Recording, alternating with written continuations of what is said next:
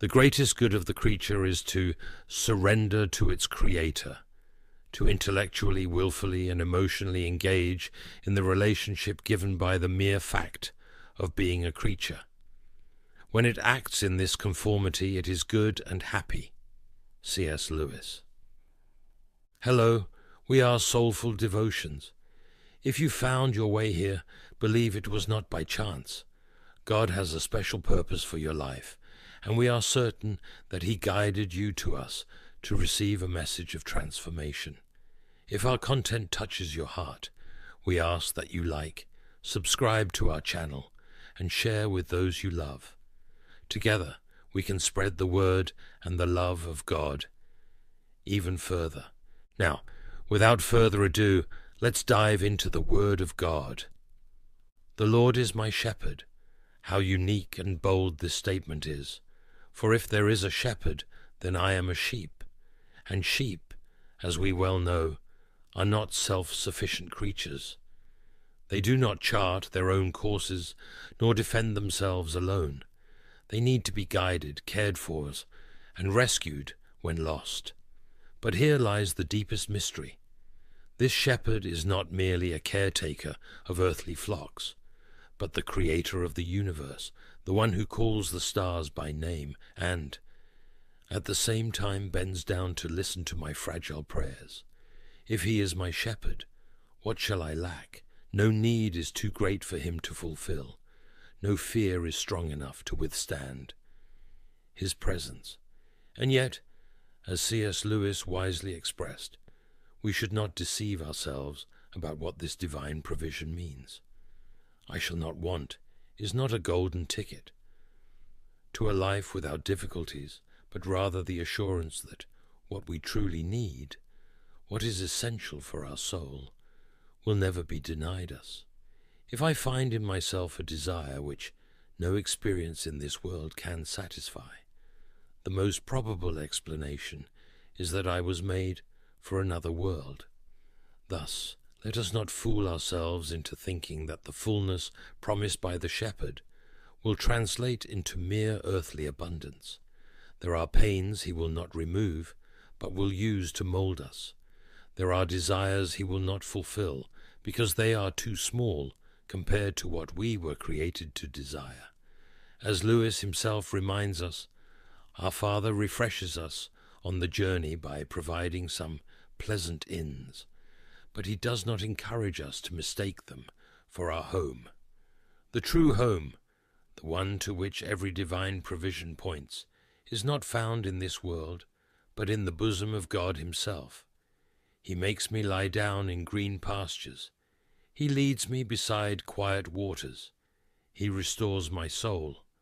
The heart of man is restless, always thirsting for something it does not find. It seeks rest in its own ways, but finds only quicksand. Yet there is a shepherd, and he guides us. He does not leave us wandering at random, but leads us to a place where the soul can breathe, where peace is not a fleeting illusion, but a solid foundation. When the world roars in chaos, he invites us to rest. When the thirst of the heart seems insatiable, he leads us to the living waters that truly quench. He guides me in paths of righteousness for his name's sake. Our path is not the work of chance, nor the product of mere human effort. God leads us, not because we deserve it, but because his name is worthy of honor. He not only points the way, but walks with us, like a bright star shining on a lost traveler. He illuminates each step, and even though the paths of righteousness may seem narrow and difficult at times, they are the ones that lead us closer to him. The Christian journey is not just about finding rest, but about being transformed. As C.S. Lewis wrote, Christ did not come to merely improve men, but to make them new. God does not want us just comfortable. He wants us alive, truly alive. And that means learning to trust in him, even when the path seems hard. For in the end, there is no greater joy than being led by his hands. Even though I walk through the valley of the shadow of death, I will fear no evil, for you are with me. Oh, how often we are afraid. Fear creeps through the shadows, whispers in our ears, and binds us with invisible chains. It convinces us that we are alone, that darkness is stronger than light, but the Lord reminds us of a greater truth. We are not alone. He walks with us, not as a vague idea, not as a distant concept, but as a real presence.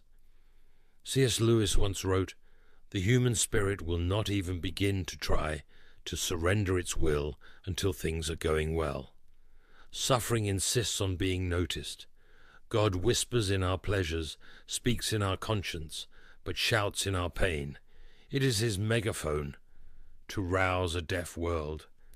If even in the darkest valley he is present, then no shadow can swallow us, for before him even the densest night is turned into light. Our safety does not come from the absence of dangers, but from the certainty of his company. Your rod and your staff, they comfort me." Not just his presence, but also his discipline protects us. The shepherd carries two instruments, the rod to fend off wolves and the staff to guide the sheep.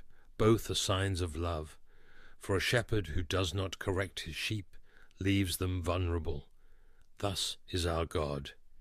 He teaches us, molds us, and when we begin to stray, his gentle staff pulls us back to the path. The rod may frighten us, the staff may seem rigid, but both are signs that we belong to a shepherd who does not abandon us, for he is not a mere distant observer, but a God who cares, who disciplines, who guides, and above all, who walks with us. You prepare a table before me in the presence of my enemies. This does not say we will not have enemies, but that God sustains us even in their presence. We are not spared from battles, but we are nourished in the midst of them.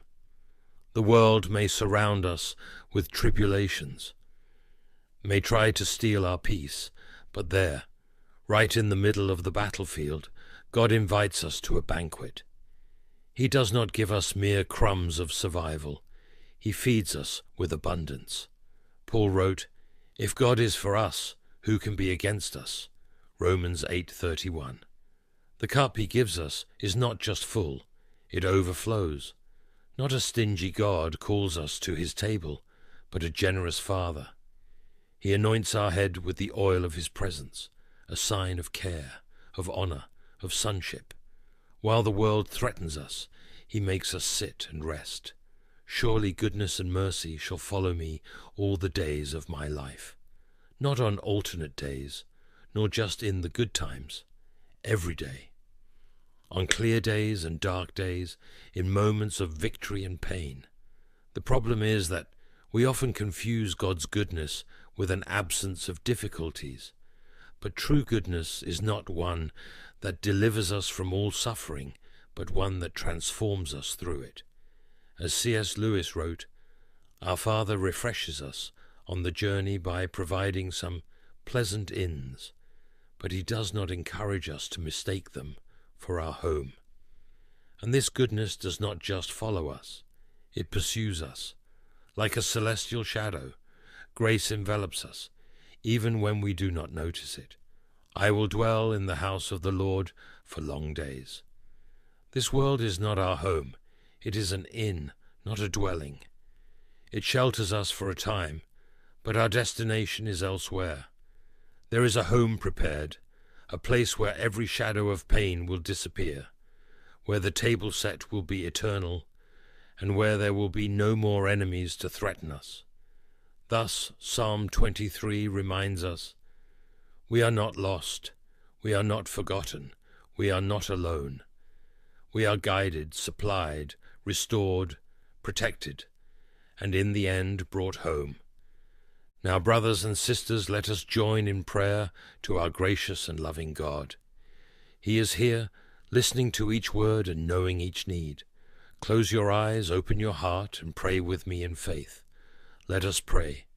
O Lord, my God and my Father, you are the eternal shepherd, the one who guides me along paths of righteousness and truth.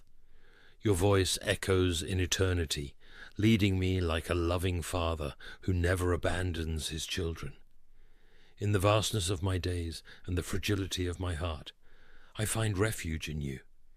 You are my shield in battle, my rock amid storms, the safe shadow in arid lands.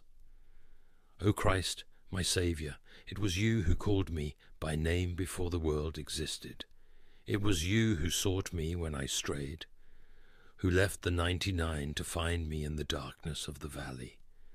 Your grace surrounds me, your mercy sustains me. Your goodness pursues me with a love that does not tire, with a faithfulness that doesn't fail, with a tenderness that never runs out. Lord, renew my soul, for so often it tires of the journey. The burden of life weighs on my shoulders, but in you I find rest. When afflictions try to crush me, you lead me to green pastures. When despair threatens my peace, you guide me to still waters. O Holy Spirit, refresh my weary heart. Make me drink from the living fountain that never runs dry. Fill me with the heavenly bread that nourishes and strengthens. O Sovereign Father, when times of abundance come, guard me from pride. May I never be deceived by the false security of what is fleeting, nor stray from you in the illusion that I can walk alone. Remind me, O God, that every gift comes from your hands, and that without you I am like a leaf carried by the wind. Grant me a humble heart that recognizes your grace and lips that never cease to praise you. And in days of trial, Lord, when the night of the soul seems endless, when tears are my only language, when the valley of the shadow of death rises around me, give me the courage of a heart fixed in you. For you are my shepherd, and even though I walk in the deepest abyss, your rod and your staff comfort me. The evil one cannot steal my hope, nor can suffering extinguish your presence. I am not afraid, for you are with me. I do not shrink back, for your hand sustains me. O Lord, anoint my head with the oil of your anointing.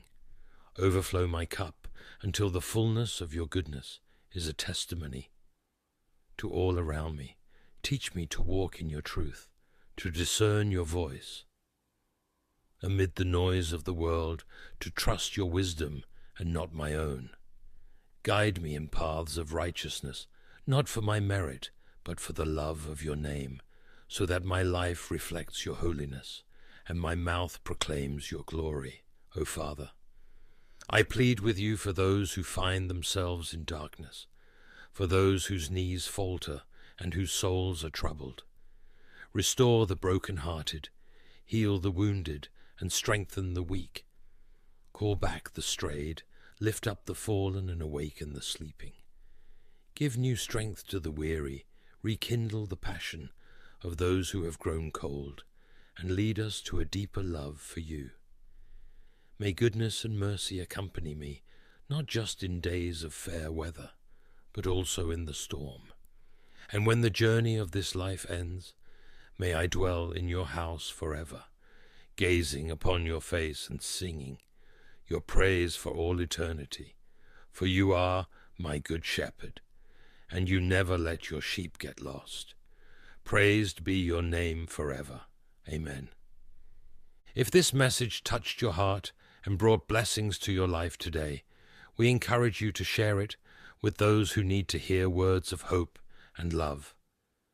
By doing so, you are obeying the Lord's call, as recorded in Mark 16:15. And he said to them, "Go into all the world and preach the gospel to every creature."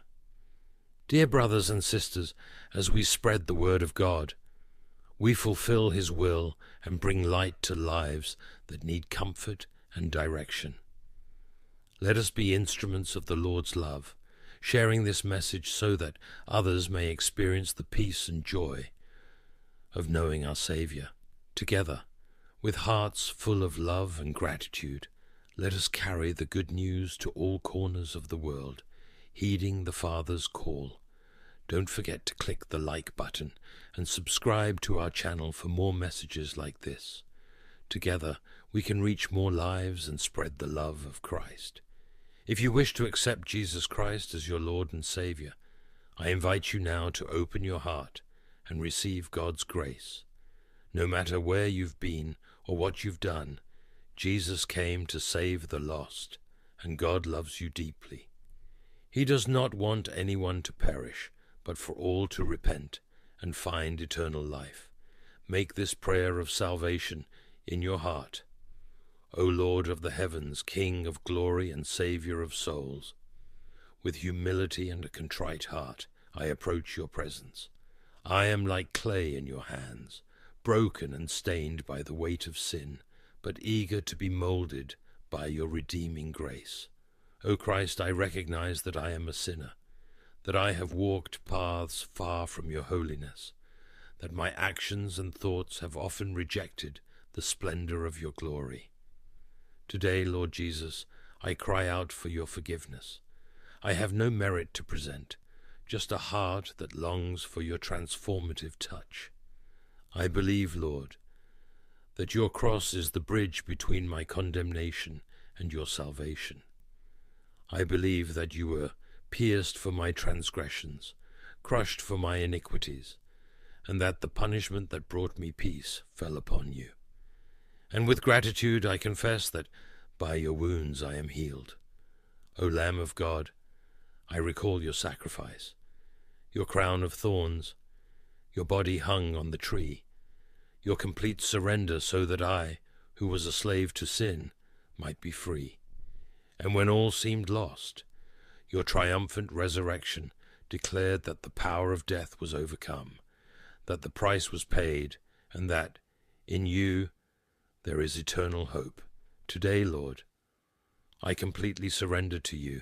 I repent of my sins, the choices that led me away from your path, and lay at your feet the burden I have carried for so long. I invite you into my heart to transform my life from the inside out. I want to be a new creature, marked not by what I did, but by what you did for me. Help me to trust you every day, to follow you faithfully even in the hardest times. May my heart be moved not by fear, but by love, not by obligation, but by the joy of knowing that I am yours. O Holy Spirit, seal this decision in my soul. Renew my mind, sanctify my desires, and guide my steps so that I may walk in the light as Christ is the light.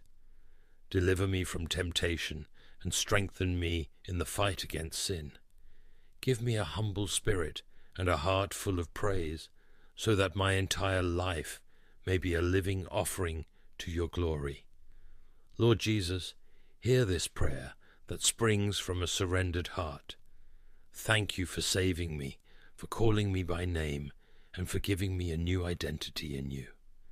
May your goodness and mercy accompany me all the days of my life, until I finally see your face and behold your eternal glory. All this I pray in the name that is above every name, Jesus Christ, my Lord and Savior. Amen. Thank you to everyone who followed this message and prayed with us. It is an honor to be part of your spiritual journey. May God continue to bless you and your family abundantly. Until the next video. What if the very pain that broke you is the place where God is preparing your greatest victory? There are moments in life when the weight of pain feels unbearable, when the nights stretch long with tears and the days are filled with questions that have no answers, when it seems like hope is slipping away and the whispers of doubt grow louder. But what if I told you that your pain is not the end of your story? That the very struggles you are facing today are the places where God is preparing your victory. In the midst of suffering, it's easy to feel forgotten, to wonder if God sees the tears that fall in silence, but He does. He sees, He knows, and He is not distant. He is not watching from afar, indifferent to your pain. He is right there, in the brokenness, in the sorrow, in the very place where you feel most alone. And He is working, even when you can't see it, even when everything seems to be falling apart. Think about this. The greatest victory the world has ever known was born out of the deepest suffering. The cross looked like defeat, but it was actually the doorway to resurrection. And just as God turned the suffering of Christ into the salvation of the world, He can take your pain and turn it into something beyond what you could ever imagine. This message is for those who are weary, for those who have cried out in the darkness, for those who are holding on by a thread. Stay with me, because what you're about to hear will remind you that your pain is not wasted, your tears are not forgotten, and your victory is already being written by the hands of the Almighty. Pain is a language every soul understands. It speaks in the silence of a grieving heart, in the heaviness of loss, in the aching loneliness that lingers when the world moves forward while we remain trapped in yesterday's sorrow. It whispers doubts into our minds, making us question our purpose, our strength, and even our faith. But pain, no matter how deep, is never the final word in the life of a believer. It is not the end of the story. God, who sees the end from the beginning, never allows suffering without purpose. What seems like the closing chapter of despair is often the prelude to a greater testimony. The enemy would have us believe that suffering is meaningless, that it is proof of God's absence or disfavor. He plants seeds of fear and doubt, hoping to turn our pain into a prison. Yet throughout Scripture, we see a different reality. We see that suffering is often the place where God does His greatest work. It is in the valley that we come to know Him deeply, in the wilderness that we learn to trust Him fully, and in the storm that we see His power revealed. Consider the life of Job, a man righteous before God, yet afflicted with unimaginable suffering. His wealth, his family, his health, everything was stripped away in an instant. His friends, instead of comforting him, accused him.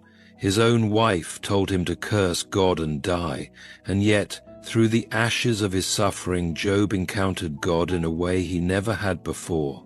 He said, "My ears had heard of you, but now my eyes have seen you." Job 42:5. What seemed like an unjust tragedy became a divine encounter. The suffering that looked like the end of Job's life was, in fact, the beginning of a deeper revelation of God's glory. This is the pattern of God's work throughout history. Joseph, betrayed by his own brothers, sold into slavery, falsely accused and forgotten in prison, must have felt like his story was over. How many nights did he cry out to God, wondering why his life had taken such a turn? But the story did not end in the prison cell. It ended in the palace. The very suffering he endured was the pathway to his destiny. The betrayal that sought to destroy him was the very thing God used to elevate him. And then we look to Jesus, the ultimate fulfillment of this truth. The cross, at first glance, was the picture of ultimate defeat. The Messiah, beaten, rejected, and crucified, hanging lifeless as darkness covered the land. For his disciples, for those who had followed him and placed their hope in him, this must have felt like the end. Their faith seemed crushed beneath the weight of their sorrow, but they did not yet understand that suffering was not the conclusion of the story. 3 days later, the tomb was empty. Death itself had been defeated. What looked like destruction became the greatest victory the world has ever known. If the cross could be turned into a crown, if sorrow could give birth to salvation, then surely God can redeem our pain. Whatever trial we face, whatever heartbreak we endure, it is not wasted. God does not abandon His children to suffering. He walks with them through it. He sees what we cannot see, and He knows what we cannot understand. We may not have the answers in the moment, but we can trust that the author of our story does not leave his work unfinished. No suffering is permanent for those who belong to Christ. The weeping may last for a night, but joy is coming. The pain may feel unbearable now, but healing is on the horizon. And what seems like the end is often just the beginning of a greater glory. Tears are a language that heaven understands. They are not lost in the wind, nor do they fall to the ground unnoticed. Every tear shed in pain, in grief, in longing is seen and counted by the one who formed you in your mother's womb. The world may dismiss sorrow, treating it as weakness or something to be hidden, but God does not. He draws near to the broken-hearted, and he does not leave them in their suffering. His comfort is not an empty promise, not a distant hope. It is certain, unshakable, and deeply personal. When Isaiah prophesied that God would wipe away every tear from all faces, Isaiah 25:8, it was not just poetry, it was a divine declaration. It was a promise from the eternal God that sorrow is not the final destination for his people. This is echoed again in Revelation 21:04, where he assures us that a day is coming when there will be no more death, no more mourning, no more crying, and no more pain. But this promise is not only for the future, it is for today, in the here and now. The same God who will one day remove all sorrow is the same God who walks with us in our grief today, carrying us when we have no strength left to stand. The world offers temporary solutions to pain, distractions, pleasures, false comforts that do not last. But God's comfort is different. It does not ignore pain, it transforms it. It does not rush the grieving heart, it heals it in time. And it is not limited by human understanding, for he knows the depths of our souls in a way that no one else ever could. The psalmist declares, "You keep track of all my sorrows. You have collected all my tears in your bottle. You have recorded each one in your book." Psalm 56:8. What kind of God keeps record of every tear? What kind of love is so intimate that even the smallest moments of suffering are acknowledged? This is the heart of our Father, full of compassion, full of mercy, full of deep, unwavering love. When Jesus walked this earth, he demonstrated this love. He did not turn away from the weeping, he did not overlook the grieving. He stood at the tomb of Lazarus and wept, not because he was powerless, but because he was present. His tears were not for himself, but for those who mourned. And then he showed them that death does not have the final word. He called Lazarus forth, proving that sorrow is never the end of the story when God is involved.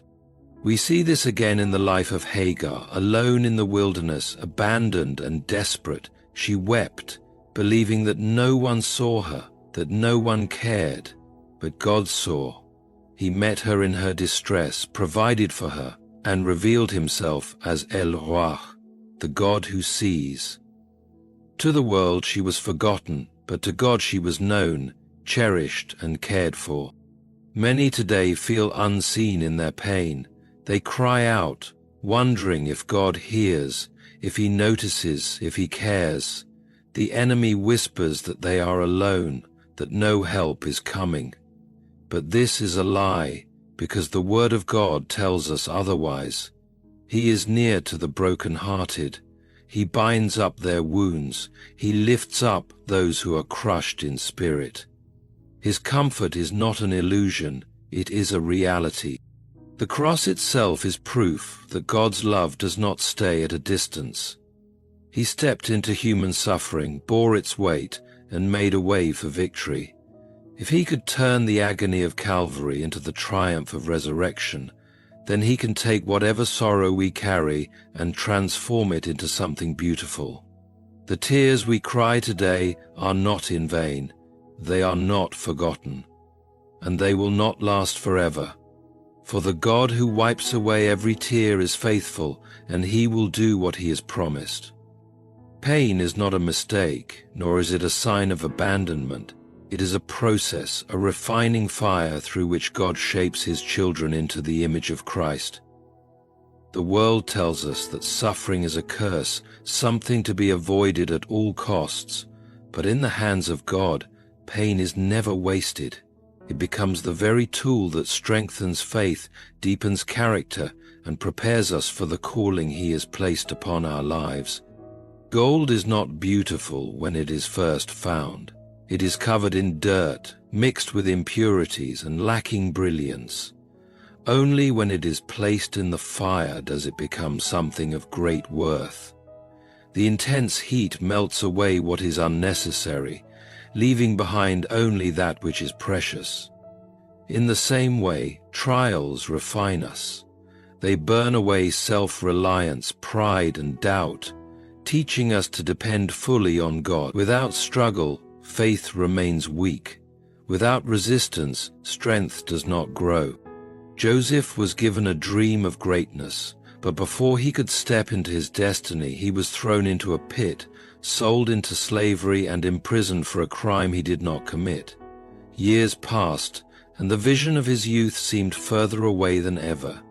Yet, through every trial, God was working. He was not forgotten in prison, he was being prepared. He was not abandoned in his suffering, he was being shaped into a man who could carry the weight of leadership. When the time came, Joseph emerged from his hardship not as a bitter man, but as a wise ruler who could say to his brothers, "You meant it for evil, but God meant it for good." David was anointed king as a young shepherd boy, but before he could wear the crown, he had to walk through years of hardship.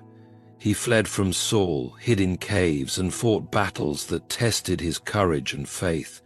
The wilderness became his training ground, the place where he learned to trust God with his very life. Every struggle prepared him for the throne, shaping him into the leader Israel needed.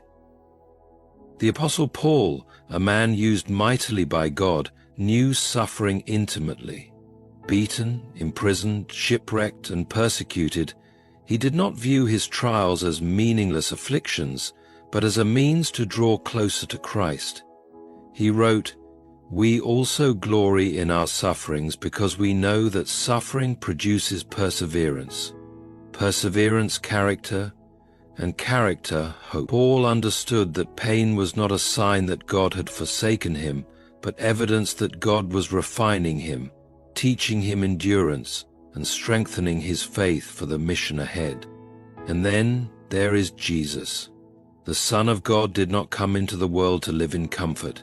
He came to suffer, to bear the weight of sin, to walk the road of sorrow so that we might walk the road of victory. The cross was the ultimate place of pain, yet it was also the ultimate place of triumph. If the suffering of Christ could lead to the redemption of the world, how much more can our suffering, when surrendered to God, bring about something far greater than we can imagine? No trial is wasted when it is placed in the hands of God. The pain that seems unbearable today may be the very thing preparing you for your greatest purpose. The struggles you face are not signs of God's absence, but of his refining work in your life.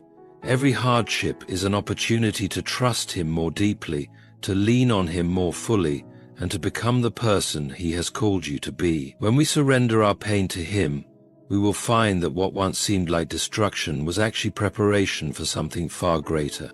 Victory is not won by human strength alone. True victory is found in Christ, the one who overcame the world. The battles we face, whether they be trials, losses, betrayals, or deep wounds, are not fought alone. The world may see suffering as a sign of weakness, but in the kingdom of God it is often the very ground where his greatest victories are won. Christ himself is the ultimate example of how pain is not the final word, and how every battle, when surrendered to God, leads to triumph. The cross was the greatest battlefield in history. To those who watched Jesus suffer, it appeared as if evil had won. The King of Glory, mocked and beaten, hung on a tree in the sight of his enemies. The nails in his hands, the thorns on his brow, and the jeers of the crowd all seemed to confirm one thing: defeat. But what looked like the darkest hour was, in reality, the dawn of redemption. The moment he declared "it is finished" was not a cry of surrender, but a proclamation of victory. Sin, death, and the grave were stripped of their power. What the enemy intended for destruction, God used for salvation. This is the pattern of divine victory. Pain transformed into glory, suffering turned into triumph. If this is how God works, then every hardship we endure is not an end but a turning point. The struggles we face, though painful, are the very places where God's power is revealed. Paul, who endured more suffering than most, declared, "But thanks be to God, He gives us the victory through our Lord Jesus Christ." His confidence was not in his ability to endure suffering, but in the one who had already won the battle. This is why he could say, "We are hard-pressed on every side, but not crushed, perplexed but not in despair, persecuted but not abandoned, struck down but not destroyed." No suffering could overcome him, because Christ had already overcome. Joseph's story reminds us that betrayal and suffering are not the final word. The same brothers who threw him into a pit later bowed before him, not in revenge, but in fulfillment of God's plan. His journey from the prison to the palace was not a coincidence. It was the working of a God who turned suffering into sovereignty. The years of sorrow were not wasted. They were the pathway to his destiny. What seemed like a tragedy was actually preparation for a greater victory. David, before he was king, faced giants, enemies, and betrayal. But every battle he fought brought him closer to his calling. When he stood before Goliath, he did not rely on human strength, but on the power of God. His victory was not in the stone he threw, but in the faith he placed in the Lord. And so it is with us. Our battles are not won by our might, but by the one who fights for us. Victory in Christ does not mean we will never suffer, but it does mean suffering will never have the last word. Every pain, every tear, and every hardship is working for a greater purpose. When we place our burdens in the hands of God, He does not just remove them, He transforms them. The very things meant to destroy us become the testimony of His power in our lives. The cross proves that what seems like defeat is often the beginning of the greatest triumph. Whatever battle we are facing, we can be assured that in Christ victory is already won. Hope is not wishful thinking. It is not a fragile desire that trembles in the face of uncertainty. True hope is anchored in the unshakable promises of God. It is a confidence that no matter how dark the night, the sun will rise again. It is a certainty that no matter how deep the valley, God will lead His children to higher ground. The pain of today is not the end of the story, because the author of life has already written the final chapter, and His word never failed. The world often places hope in things that fade, wealth, success, human strength, but these things cannot sustain a soul in the midst of suffering. They crumble under the weight of loss, fear, and uncertainty. But the hope that comes from God is different. It is living, enduring, and cannot be destroyed. The psalmist declares, "My soul, wait silently for God alone, for my expectation is from Him." This is the kind of hope that remains steady even when everything around us falls apart. It does not depend on circumstances, but on the faithfulness of the one who has never failed. Job, in the midst of his suffering, had every reason to give up hope. He lost his wealth, his children, his health, and even the support of his friends and wife. His suffering was so great that he wished for death. Yet, in the depth of his pain, he made a declaration that echoes through history. "I know that my Redeemer lives, and that in the end He will stand on the earth." He did not see the restoration yet. He did not know how long his suffering would last. But he knew his Redeemer was alive, and that was enough. His hope was not in what he could see, but in the God he trusted. And in the end God restored him. proving that hope in him is never in vain. Abraham waited for years for the fulfillment of God's promise. His body grew old, his wife's womb remained barren, and all logic said that hope was foolish. But Scripture tells us that against all hope, Abraham in hope believed. He refused to let circumstances define his faith, and because of that he became the father of many nations, just as God had said. Hope that is placed in the Word of God will never be put to shame. David, running from Saul, hiding in caves and facing enemies on every side, could have given up hope. He could have surrendered to fear and believed that his anointing was meaningless. But instead he declared, "I would have lost heart unless I had believed that I would see the goodness of the Lord in the land of the living." He did not just hope for heaven, he hoped for God's goodness in his lifetime, and that hope was not disappointed. The greatest example of enduring hope is found in Jesus. When he was laid in the tomb, it seemed like all hope was lost. The disciples were scattered, confused, and filled with sorrow. The one they had followed, the one they believed was the Messiah, was dead. But what they could not see was that in the silence of the grave, God was working. Hope was not buried, it was waiting to rise. And on the third day the stone was rolled away and the victory was revealed. This is the hope we have. No matter how long the night, morning always comes. No matter how great the sorrow, joy will return. No matter how strong the storm, the winds will cease. Our hope is not in circumstances, not in human strength, but in the God who has never failed and never will. He has promised to turn mourning into dancing, ashes into beauty, and sorrow into joy. And when God makes a promise, it is already done. When we walk through pain, sorrow, and trials, we may feel as though darkness will never lift, as though our suffering is meaningless. But God does not waste a single tear. He does not leave his children to suffer without purpose. He is the one who turns mourning into dancing, sorrow into joy, and pain into victory. The cross itself stands as the greatest proof that what seems like defeat is often the beginning of the greatest triumph. God wipes away every tear, not just in eternity, but here and now. He sees our suffering, walks with us through it, and transforms it into something far greater than we could ever imagine. What the enemy meant for evil, God turns for good. The struggles we face are not signs of abandonment, but places of refinement, where God strengthens our faith and prepares us for his greater plans. Victory is not something we must achieve on our own. It has already been won through Christ. In him, no pain is wasted, no trial is meaningless, and no suffering is beyond redemption.